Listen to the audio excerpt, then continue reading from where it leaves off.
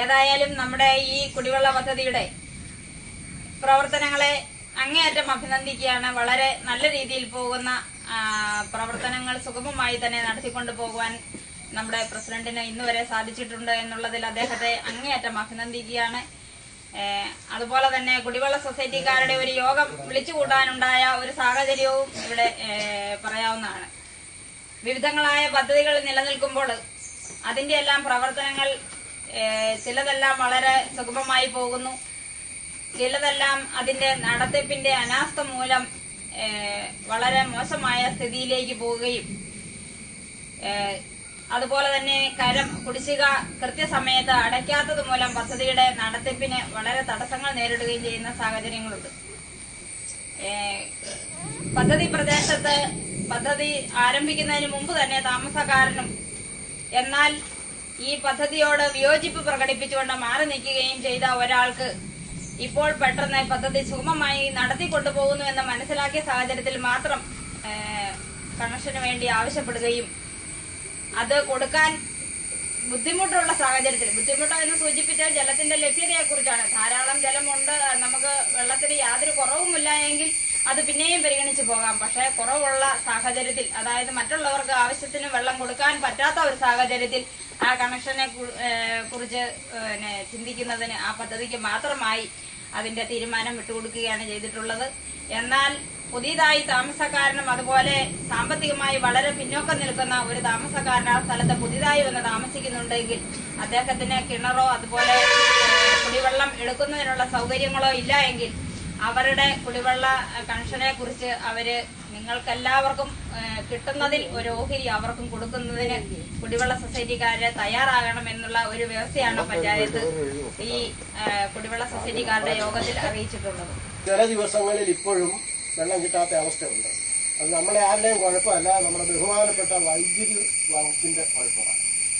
ഒരു ദിവസം 6-7 പ്രാവശ്യം കറണ്ട് പോകുന്നതിന്റെ ഫലമായി അപ്പോഴൊക്കെ മോട്ടർ നിന്ന് പോവുകയും വീണ്ടും അരമണിക്കൂർ കഴിഞ്ഞ് കറണ്ട് വരുമ്പോൾ വീണ്ടും പമ്പ് ചെയ്താൽ ആ ആദ്യത്തെ സ്ഥലത്തേക്ക് തന്നെ വെള്ളം ഒഴുകി പോവുകയും ചെയ്യുന്നതുകൊണ്ട് ഈ മുകളിൽ താമസിക്കുന്ന ആളുകൾക്ക് കിട്ടാത്ത ഒരവസ്ഥ ഇപ്പോഴുമുണ്ട്.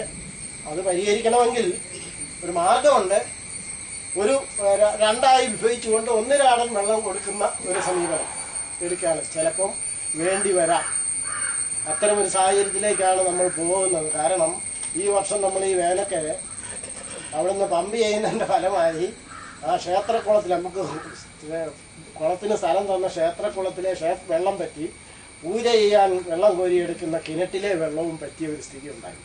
അപ്പോൾ അങ്ങനെ ഒരു സാഹചര്യത്തിൽ അമിതമായി പമ്പിങ് നടത്തി ഈ വെള്ളം മുഴുവൻ ചൂഷണം ചെയ്ത് കൊണ്ടുവരുന്നത് ബുദ്ധിമുട്ടുണ്ട്. മാത്രമല്ല ഒരു കുളത്തിൽ നിന്ന് ഏകദേശം 15-16 മണിക്കൂറോളം 2 പദ്ധതിക്കായി വെള്ളം പമ്പ് ചെയ്തുകൊണ്ടിരിക്കുകയാണ്. അപ്പോൾ അതുകൊണ്ട് ഒരുപക്ഷെ വേനൽക്കാലത്തെങ്കിലും ചിലപ്പോൾ ഇത് പരിമിതപ്പെടുത്തേണ്ടി വരും. എങ്കിലും പരമാവധി കൊടുക്കുന്നതിന് വേണ്ടി നമ്മൾ പരിശ്രമിക്കാം എന്നാണ് ആ കാര്യത്തിൽ പറയാനുള്ളത്. ജനങ്ങൾ തന്നെ, ആവശ്യക്കാർ തന്നെ നടത്തുന്നു എന്നുള്ളതാണ് അതിന്റെ പ്രത്യേകത. അപ്പോൾ ഇത് നല്ല രീതിയിൽ നടത്തുന്നു എന്നുള്ളത് വളരെ നല്ല കാര്യമാണ്.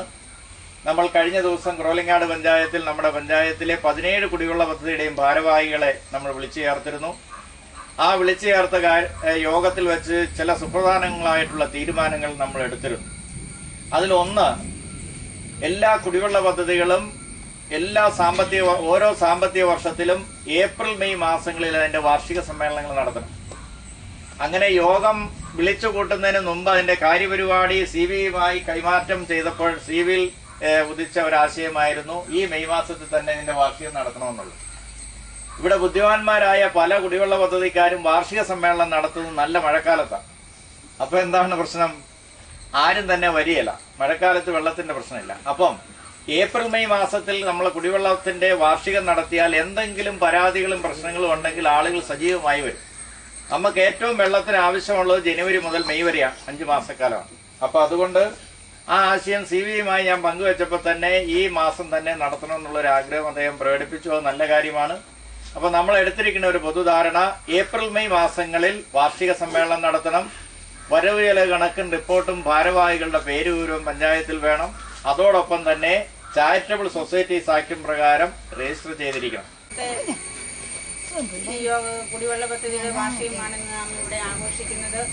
ഇതിൽ വലിയ പരാതികളൊന്നുമില്ലാത്ത നല്ലൊരു കുടിവെള്ള സൊസൈറ്റിയായി പ്രവർത്തിക്കുന്നത് ഏറ്റവും നിരന്തരമായി നമ്മുടെ സി മാത്യു സാറിന്റെ സെക്രട്ടറിയുടെയും അതിന്റെ അകത്തെ ഭാരവാഹിയുടെ എല്ലാവരെയും കൂട്ടായ പ്രവർത്തനം കൊണ്ടാണ് ആരും ഇവിടെ ഒരു പരാതികളും പരിഭവങ്ങളും തന്നെ പറഞ്ഞില്ല.